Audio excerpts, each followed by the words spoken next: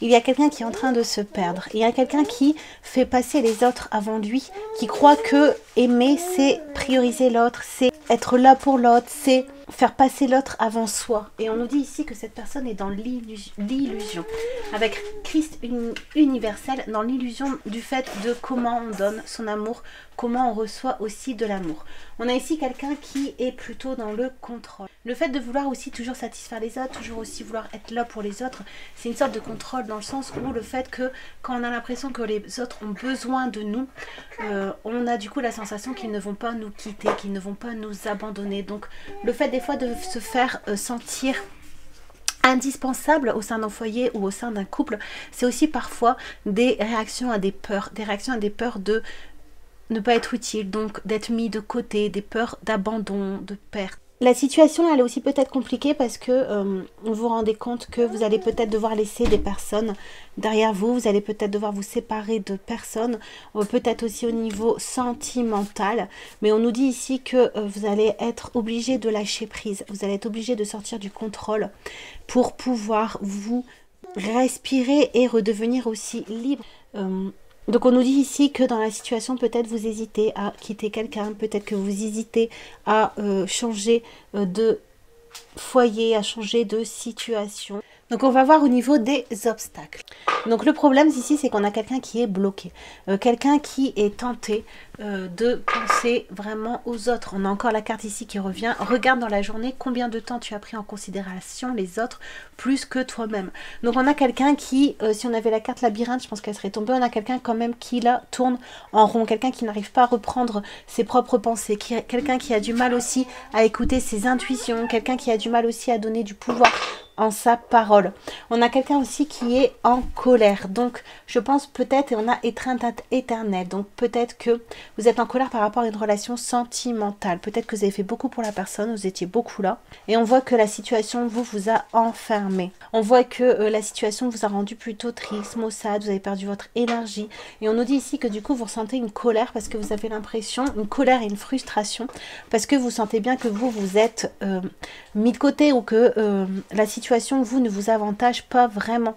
On va voir au niveau de la situation réelle, de la vérité, de ce qui se passe réellement.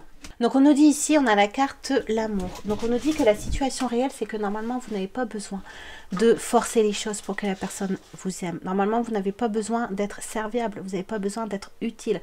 La personne doit vous aimer tel que vous êtes. L'amour et Dieu manifesté, c'est la force magnétique la plus puissante de l'univers.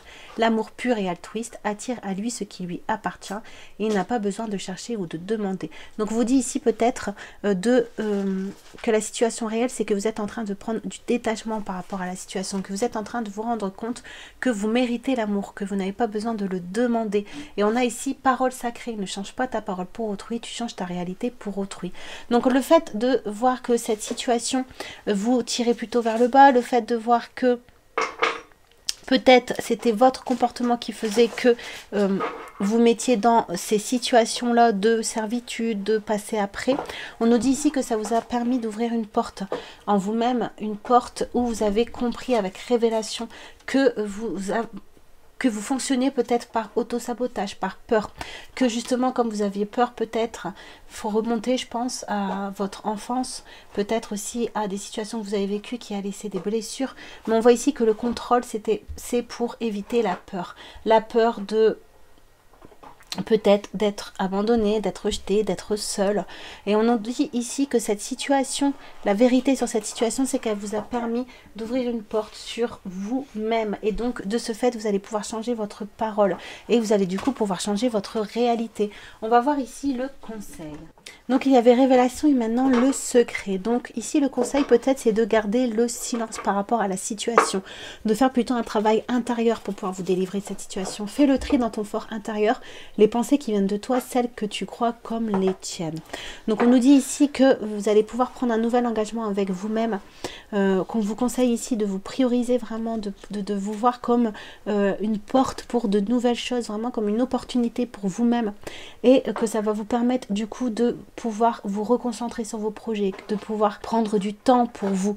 Lorsqu'on fait des demandes à l'univers, on doit être prêt à accueillir des surprises. Tout semblera peut-être mal tourné, mais en réalité, tout ira bien. Donc on nous dit que dans cette situation, dans cette relation sentimentale, peut-être aussi c'est vous qui apportez des énergies un peu basses dans la relation et qui fait que ça se passait mal avec vos peurs, avec votre contrôle, avec la colère que vous avez encore en vous. Et on nous dit ici que de rester confiant, que les choses vont avancer, mais qu'il faut parfois du temps pour que vous puissiez mûrir, que vos projets puissent mûrir, ou que la personne en face de vous, si c'est sentimental, puisse mûrir. Donc on nous dit que vous avez besoin de temps aussi pour nettoyer toutes vos peurs, tout ce qui vous bloque. Peut-être aussi, vous allez vous rendre compte aussi que c'est bien aussi de garder parfois les choses pour soi. Ce que vous découvrez, ou que peut-être tout ce qui a trait à votre relation sentimentale, même si c'est protégé, même si on voit quand même que c'est une alliance quand même qui est fragile, parce que ça compte 2 personnes déjà. Donc on nous dit ici que peut-être dans le futur, essayez de garder pour vous votre amour, peut-être essayez de protéger davantage votre amour, peut-être en parlant, ou en vous ouvrant qu'à des personnes en qui vous pouvez avoir vraiment confiance, des personnes qui ne sont pas là pour vous utiliser ou pour par simple curiosité. Ça vous évitera peut-être aussi de mettre votre parole en défaut. Par exemple, si vous êtes avec quelqu'un qui ne veut pas vraiment votre bien, et si vous parlez de votre relation, peut-être que vous aurez tendance à voir les choses plus négatives. Donc on nous dit ici de garder pour vous plus ce que vous vivez à travers vos relations sentimentales, plus ce que vous découvrez par rapport aussi à l'autre, par rapport aussi à ce que vous voulez mettre en place. On nous dit ici de garder parfois le secret.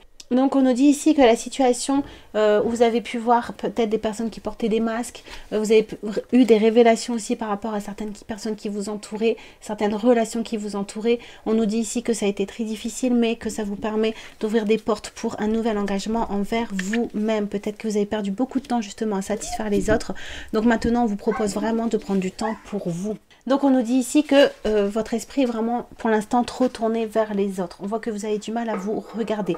Donc peut-être commencer d'abord par faire le tri dans vos pensées pour voir vraiment ce qui est important pour vous, et commencez vraiment à fouiller à l'intérieur de vous pour retrouver votre identité, votre propre personne, pour pouvoir sortir justement des énergies des autres, pour ne plus avoir envie de contrôler, de satisfaire les autres, mais revenir vraiment en votre parole sacrée, en vos objectifs, en ce qui fait que vous êtes vous, en vos choix, en vos volontés, en vos désirs. Vous avez fait des demandes à l'univers, elles ont été entendues, mais on nous dit ici que vous allez devoir accepter aussi certainement de sortir de votre zone de confort. On nous parle ici de changement.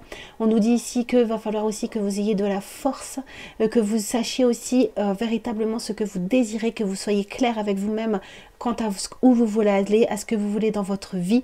On nous dit qu'aucun accomplissement n'est trop grand pour celui qui connaît le pouvoir de sa parole. Donc peut-être que vous avez aussi des bons objectifs, des grands objectifs, peut-être au niveau professionnel, au niveau aussi relationnel. Donc on vous dit ici d'écouter votre intuition, et on va vous aider vraiment à vous exprimer de la meilleure des façons. Donc vous êtes protégé, et vraiment on vous conseille de revenir à vous-même pour pouvoir ouvrir de nouvelles portes.